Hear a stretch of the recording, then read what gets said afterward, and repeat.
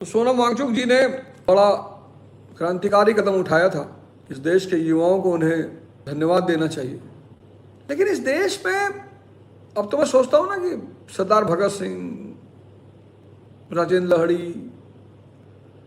ये सब लोग जब देखते होंगे ऊपर से सोचते होंगे यार नाहक में आजाद करा दिए, सब फिर बट गए,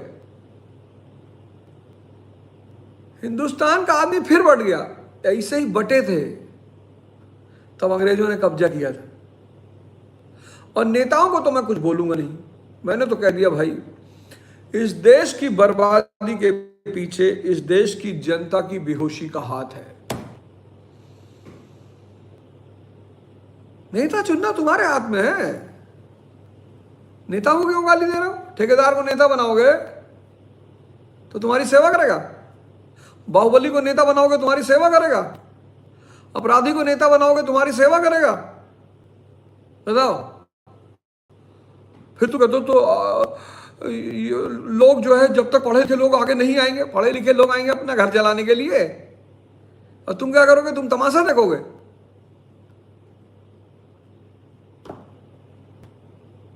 पढ़े लिखे लोग आएंगे अपना घर चलाने और तुम देखोगे तमाशा। कम से कम हर घर पे एक झंडा लग जाता कि वी सपोर्ट सोनम वांगचुक। पूरे भारत में कोई जरूरत नहीं थी बाहर आने की, कोई जरूरत नहीं दंगा करने की, बवाल करने की। हर कॉकरोच अपने घर के छत पे एक झंडा लगा देता, वी सपोर्ट सोनम वांगचुक। बस कुछ नहीं करना था, इतना ही करना था। सरकार को दिखाई पड़ जाता कि अरे भाई देश के तो हर घर में सोनम वांगचुक का झंडा लगा हुआ है। सरकार प्रेशर में जाती, खत्म हो जाती बात। तुम उतना भी नहीं कर पाए, तुम उतना भी नहीं कर पाए कि सरकार को लगे कि हाँ भारत देश की सारी जनता सोनम वांगचुक के पक्ष में खड़ी है। तुम उतना भी नहीं कर पाए। पढ़े लिखे लोग अगर आगे नहीं आएंगे तो देश बदलेगा कैसे? पढ़े लिखे लोग अपना परिवार चलाने आएंगे? किसी भी पढ़े लिखे व्यक्ति को राजनीति में भारत में भाग नहीं लेना चाहिए। किसी भी पढ़े लिखे व्यक्ति को भारत की राजनीति में भाग नहीं लेना चाहिए।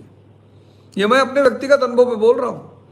किसी भी पढ़े लिखे व्यक्ति को भारत की राजनीति में भाग नहीं लेना चाहिए तब तक जब तक आपकी विधानसभा और आपकी लोकसभा में कम से कम 10,000 लोग आपसे लिखित निवेदन ना करें कि भैया आप आइए चुनाव लड़िए और हम आपको 10 करोड़ रुपया देंगे और हम सब कुछ संभालेंगे। तब तक इस देश के किसी भी पढ़े लिखे व्यक्ति को चुनाव में भाग नहीं लेना चाहिए, राजनीति में भाग नहीं लेना चाहिए। यह मैं आपको अपना व्यक्तिगत अनुभव बता रहा हूं।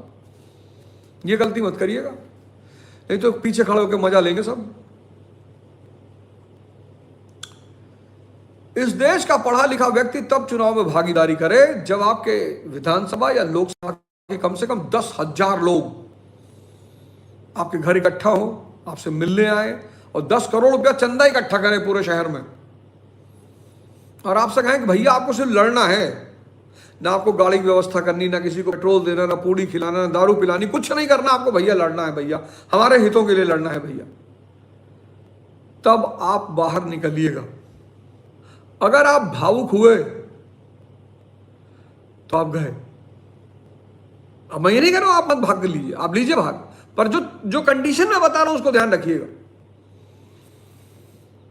आप लड़ेंगे किसी बाहुबली के सामने, चलिए बाहुबली नहीं मरवाया आपको, मान लिया छोड़ दिया, तो वो तो 100 करोड़ रुपया खर्चा कर देगा और यहां आपका पैसा लोग ले जाके उसका ऐड करेंगे।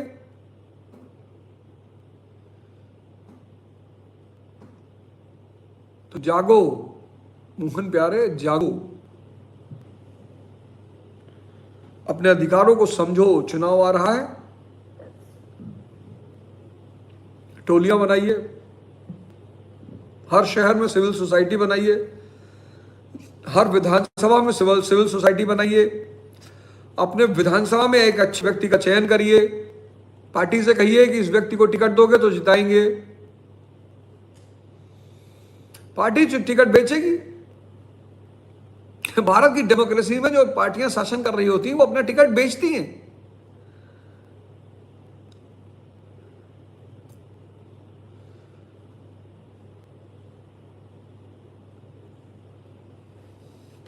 तो जब तक आप ध्यान साधना के रास्ते पर नहीं आएंगे तब तक आपका 1 2 का 4 4 2 का 1 होता रहेगा। किसी ने लिखा है पढ़ाते कम हो बेवकूफ़ ज़्यादा बनाते हो, तो तुमको कौन बुला रहा भाई? तुम बेवकूफ़ हो बे, तुम्हें कौन बनाएगा? कोई है मंदाकिनी जी शायद, उन्होंने लिखा है कि आप पढ़ाते कम हो, तो आप मत आया करो ना, आप क्यों बेवकूफ़ बनने आते हो? आप बेवकूफ़, आपको कोई बना नहीं रहा, आप हो बेवकूफ़। इस देश को कौन बेवकूफ़ बनाएगा?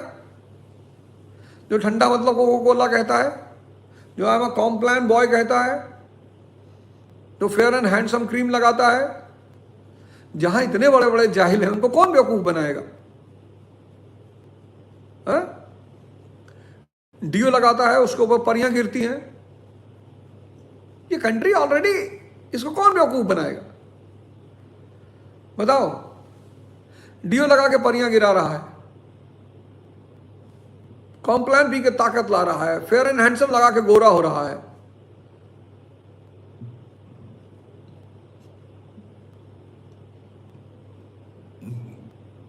उस देश को कौन बेवकूफ बना सकता है जो स्वयं इतना जाहिल है?